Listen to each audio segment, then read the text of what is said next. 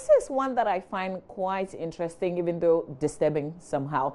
The Power Distribution Services, PDS, has cut power supply to a section of the Kokrobite township after one of its workers was attacked there. JoyNews' visit to the area revealed a lot of businesses were not operating. Others were relying on alternative source of power.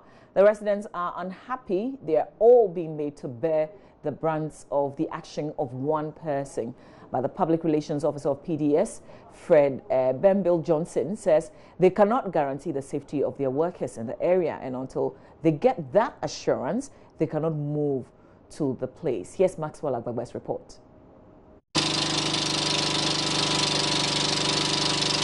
The sound of a generator at a gas filling station at Kokrobite. The owner, Simon Kweku Ampedu, says he has been compelled to resort to the plant for the past 2 weeks. He's not happy all the residents of Ocean View at Kokrobite are being made to pay the price of the action of just one of the residents. We vehemently don't like what happened. However, it has happened. We thought they were going to reconnect our lives for us. But after contacting them, they were told that until they were able to arrest the person who committed the offense, we weren't going to get our lights back. And we thought it was, a joke or in a way. We wish they can reconsider and get our lights back on for us as soon as possible. There was an incident between the electricity people and their colleagues. It's an individual affair with their colleagues. Another member of the community, Emmanuel Metal Nunu, wants the PDS to restore power and allow the police to continue with their investigations. At least the police is in charge. They are supposed to look after the security of the area. So they should make their investigations and get whoever was involved. By putting the light off, and we who have nothing to, we don't have any idea of what happened, we don't have light. The ICT class here at the Sunbeam Foundation. On a normal day, these students will be in their classroom for their ICT class. But that is not the case today, as all the computers in the computer laboratory have been rendered useless because of the power outage here. And that has been the case for the past 2 weeks. Even as they prepare for their exams next week, Thursday, they still would have to hold their ICT classes here under this tree without their computers. Criminal case thing was. I've now met the head teacher of the school, Ishmael Ayi. He says the situation has affected academic work. The school is supposed to write examination in a week's time from now, but we've not even finished printing our examination papers. And another aspect is that the administration is not able to even run effectively. But it was an individual or personal thing. Somebody had a confrontation with one of the workers of PDS. And we are not happy about the fact that all of us have been lumped into it at the same time. When we visited the home of the suspect, his doors were locked. We were told by the Kokrobite police he's still on the run. The Residents Association has been on a manhunt for him after the incident happened. He fled his home right after. The Accra West Public Relations Office of PDS, Fred Johnson, says until they get that assurance that they will be safe, they cannot go to the area to restore supply. It's become more of a security issue, so together with the police, we are working to find out who committed or perpetrated that act against our staff. And we're also working to ensure the safety of our staff so they can go back there to work. So till these security assurances are gotten from the police, we cannot send our staff back there to undertake the job they were supposed to do. So that's what's holding us. We've been having meetings with some community leaders from the area, and we've shown them that if they are really committed to assure us of the security of our staff, what then they would have to do is to officially acknowledge this and assure us that if we send people in there to work or restore supply, they wouldn't be attacked and such incidents wouldn't happen again. We are not punishing anyone for what happened. That's not the situation now. What happened is there was an incident in a locality. There was an outage. People went there to work. In the course of the work, one of our staff was attacked. Now, we are not punishing anyone. What's happening is that because we cannot assure our staff of their security if they go back there to work. We need to get those. The victim of the assault, Geishin Esiedu, was working with his PDS colleagues to restore power to the Kokrobite community when he was attacked. The assailant was angry when he was asked not to get closer to where the team was cutting a tree that was interfering with some of the cables. It resulted in an altercation which led to the slashing of the face and nose of the PDS worker. Maxwell Agbagba, JoyNews. So this is disturbing, worrying, and in some form also quite interesting.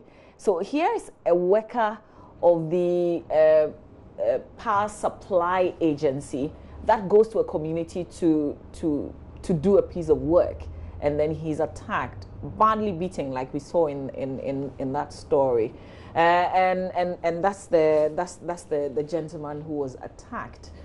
So the team decides that we will not restore power to this community. Maxwell Agbagba has been following through with this story. He joins us to get a better background to this. How did it happen, Maxwell? On the 16th of March, a team from the Botiano District Office of the Power Distribution Services were in Kokrobite, specifically a place called Ocean View, and there they were working on some of the cables. But one of the trees was actually interfering with the cables they were working on. So the idea was to prune it and then make sure they get the cables, they stop the tree from interfering with it. In the process of doing that, a middle-aged man who lives in that area was approaching them with his son. So the team told him not to get closer to them because they are cutting the branches of the tree and it's quite dangerous, and if it doesn't take time, it will hurt his son. But so, just in the process, hang on, this is the story as being told by who? Okay, so this is the story as been told by the residents and then also by the PDS. Okay. Just in the process of cutting the tree, one of it fell and then it hit the son. This man got very angry, very infuriated. One of the pruned branches? Yeah, one of the pruned branches hit his son. He got infuriated by that, and at that point, he started charging at the PDS worker. So the machete they were using to prune the tree, the branches of the tree, he actually used it and then slashed the worker on his nose and then his face. So we actually showed pictures of that. So that's a deep cut, very deep cut. And we understand he's still at the hospital. He had to undergo surgery to correct that particular injury. Wow. So when that happened, the team had no option but to leave the community immediately because they felt very unsafe in the area. After that episode, residents thought that, okay, so after this incident has happened, PDS would come back to the area to restore power supply because they were actually working on a fault on one of their transformers as well. But that did not happen, and for the past 12 days, they've been sleeping in darkness. When we visited the community, there's a woman who operates a coat store just some meters away from where the incident happened, and she's badly hit by this because she says just some days to the incident, she went to town, bought a lot of chicken, frozen chicken, stock, to fill her fridge. And then the incident happened. She thought power would be restored maybe just in about 24 hours, but that did not happen. And then 48 hours did not happen, 72 hours did not happen. Now we're talking about 12 days. 12 days. The chicken actually went bad, and she had to send some of them to another place in Kanisha. And she's not the only one hit by this. The man I spoke to in the video, in the story, he actually owns a filling station, and he says for the past 2 weeks, he has to buy fuel to run the generator just so his that business. Machines come work. Exactly. The pumping machines. Yeah. How big is this area? Well, it's quite big. It's quite big. If you're driving through the area, it should take you about 10 minutes to cover both ends of the beginning point of Ocean View to the last end. So a lot of the residents are affected by this.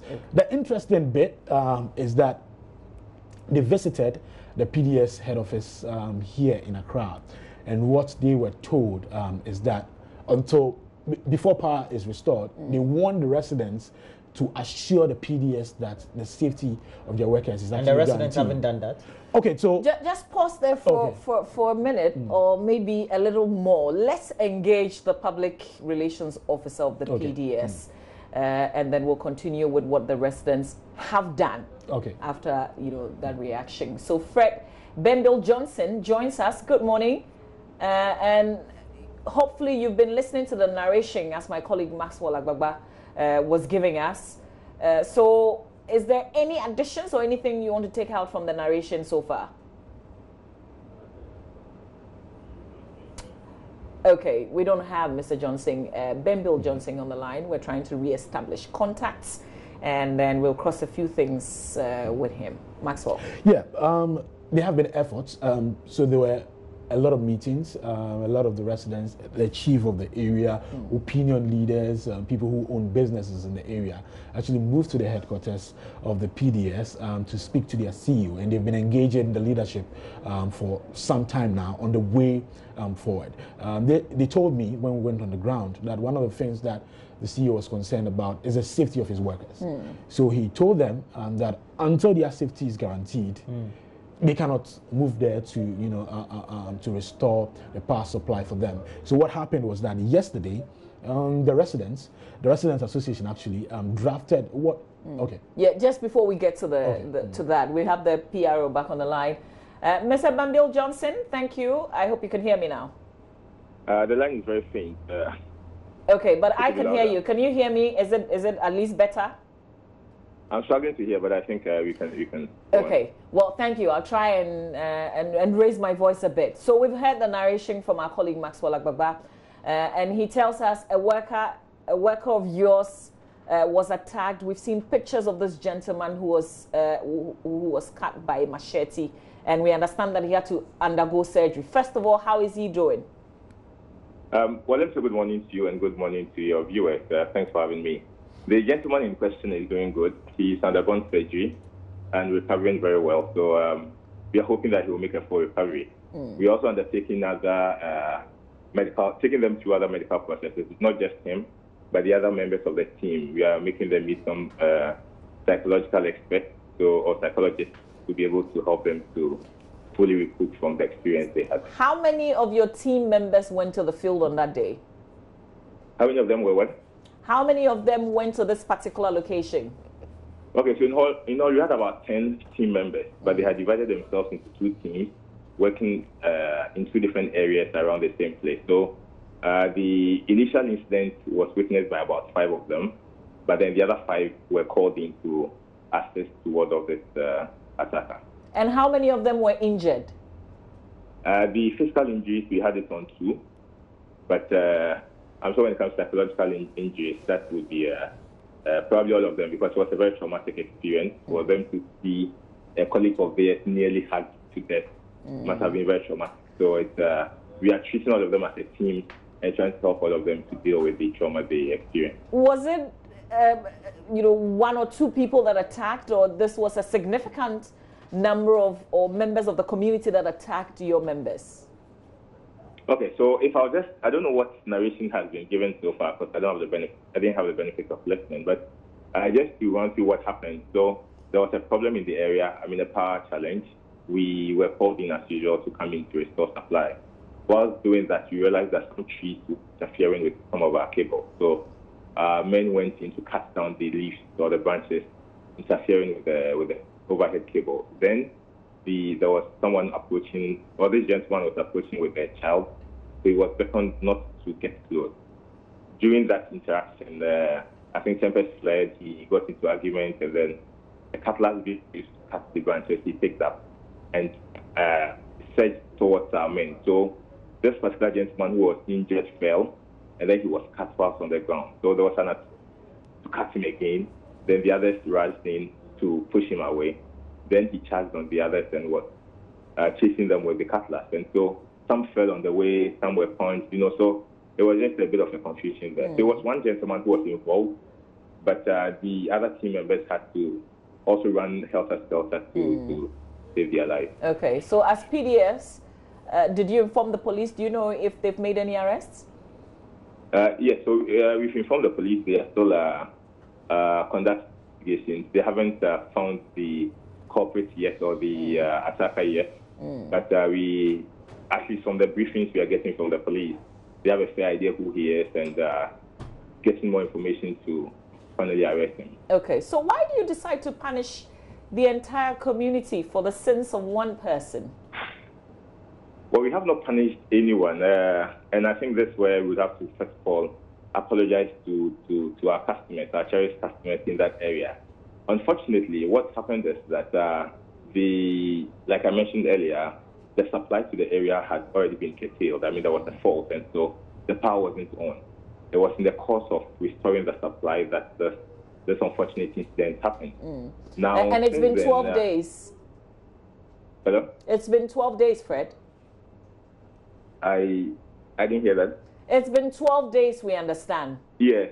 Then so if I finish, probably you get what I meant. So what's happening is that while after the incident, obviously it had become a security issue, there were health and all that involved. Now, I told you that we are even getting our men to get to meet psychologists and all. So aside the security issue, these are the same men who would have to go back into the community to work. Now, you'd agree with me that it's not as simple for people to see a colleague nearly put to death in such a gruesome manner. It's been very difficult and challenging. But that is to suggest, not to cut you, Fred, but that is to suggest that you have just 10 team members with the PDS who could go to this specific area to go and work. What happens is every area is managed by an office. So this particular Kokrobite area, it's managed by our Botiano district office.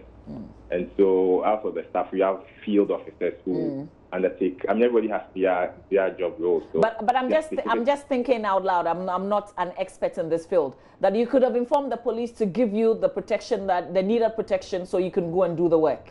Yes, but I'm saying that what the situation currently is one that we needed to fully resolve, because first of all, don't forget that the person, this attacker, has not been arrested. We also needed to work on our staff psyche, because these are people who have been through very traumatic experiences. So we cannot just remove, for example, if you even go beyond that team, you cannot just pick another team from elsewhere and assume they will just be comfortable to go in there to work. What we've, however, done over the period is to engage the community. We are very close to the final resolution, because we've met community leaders. We've been working closely with the assemblyman and other local leaders to explain to them the situation, and they really understand it. So there are a couple of things we've all agreed to do. I think I haven't had a briefing this morning, but I know we are close to. So you asked them to write an apology letter as a community to the PDS, correct? I don't know about an apology letter, but we asked them to put in to formally, because they came over to talk to us. We've had several discussions, and so we asked that all the discussions we've had be documented, such that as a community we're able to even meet them, because eventually one of the things we also want to do as part of our community relations is to meet the community as a group later and have certain discussions with them to be able to understand. So for how long will the people have to wait till you restore power? Like I said, based on the discussions we've had in recent times, the last one was, I think, yesterday or the day before. There are things both of us are supposed to do, and from indications, it looks like we are close to the end. So power should be restored soon once all these bottlenecks are clear. I mean, I'm not calling for people to attack your men. That's a crime, and anybody who does that must be punished duly. But is this something that you replicate across if anything like this happens? Did anything like what happened? I think get the. As in the attack that has happened in this particular community, reason they've not had power for the past 12 days. And there are small businesses at the center of this. They've not had electricity. And so their lives essentially have come to a standstill. Yes, that's why earlier I mentioned that it's not as if it was a deliberate measure to put the community of it. There was already no supply. Yes. So now what we had to do was to get men in there to restore supply. I do get it. My question really was, if this should happen elsewhere, is this the same procedure that you're going to take? Is this the same process that this is going to go through? That people will have to wait for days before their power is restored? I don't know what, if you ask this way, that suggests that it's a deliberate attempt for us. So that's why before the question, that's why, Fred, just before you answer, Fred, that's why before the question I said that nobody should attack anybody. Nobody should attack PDS team members who are on the field to work. If you did that, it would be a crime and anybody must be punished. But I'm just saying that in terms of for how long they've had to wait and power has not been restored, is that something that other areas should expect should this unfortunate incident happen? Well, continually, what we do as a company is to engage various communities. We have very strong relations with local leadership of various communities we work in. And so our belief actually is that through our engagement and constant contact with them, such things are not even going to happen. Now, I keep insisting that it's not a decision to curtail power supply to our customers there, because it wasn't a planned act to say that, for example, we are going to take it away for this number of, for this period. We just want to ensure that as much as possible our staff work in very safe environment and that they are safe to go about their duty. So once these conditions were not readily available, we had to hold on, because otherwise we may be jeopardizing the life of some of our staff. So now that we've been able to engage greatly and we are all on the table and we look like we are getting to the end, we are very hopeful that very soon supply will be restored to customers in this particular area. And your soon has a date, Fred? Can you come again? I'm asking because you said very soon. In the meantime, businesses have come to a standstill. So I'm just asking if you've got a specific date when you're going to restore power supply. Well, like I said earlier, there were some conditions precedent we both as teams. I mean, okay, so is there a date or not, Fred? I have very little time now. Is there a date or not? No, I mean, once the conditions precedent are set, which looks like they are going to be concluded soon. So I take it that you don't have a date. Thank you very much. That's the Public Relations Officer of the PDS, Fred Bembil Johnson, and that's how far we've come. But just real quick, Maxwell, there's a letter as part of the things, the requirements. Yeah. Okay, so he does not want to describe it as an apology letter. Maybe we want to call it an assurance letter. You know, the residents, the chief in the community, the residents association, and then some business owners actually met, and then they penned on something, some sort of. They've drafted a letter. Okay, we're showing them on giving the them an assurance that when your team visits the community, there's no way they are going to be in harm's way. Exactly. Okay. Exactly. But sorry, but a concern for a lot of the residents is that it's just one person, you know, who actually attacked this PDS but worker. that's an offense. It's an a serious offense. It's condemnable, you know, in every sense of the word. It does not have to be, you know, entertained. The law has to deal with him. In fact, yesterday when we went to his residence, he has locked his door, fled his home. Oh, so this alleged so he's absconded. Yeah, he has absconded. So he's at large. So this is a known thing in the community. Exactly. Okay. And it's been looked for by the police. By the police. So it means investigations have also commenced. We're at the police station. They told us that they are still looking for, you know, this gentleman. But for all the residents, some of them even, told us that they were not even at home when the incident, you know, happened. For them. So it means the police station too doesn't have light. No, the police station has light because it's some part of Kokrobite. Okay. Yeah, it's some part of. This is it's a very one of very the bizarre. I think bizarre is the word. Thank you. Bizarre. Yeah. So Maxwell, just keep following and let us know when power is restored, because Fred, the Public Relations Officer, was unable to tell us exactly when. Our concern will be all the other connecting businesses and other people who rely on power to do their daily activities. That's thank you very much, our quasi PDS Kokrobite reporter. Please monitor the situation for us. Stay with us, and to the PDS workers who were injured in this attack. Well, it's unfortunate. We wish you well, you know, with the recovery. Stay with us. Ketsi, awake, purified drinking water.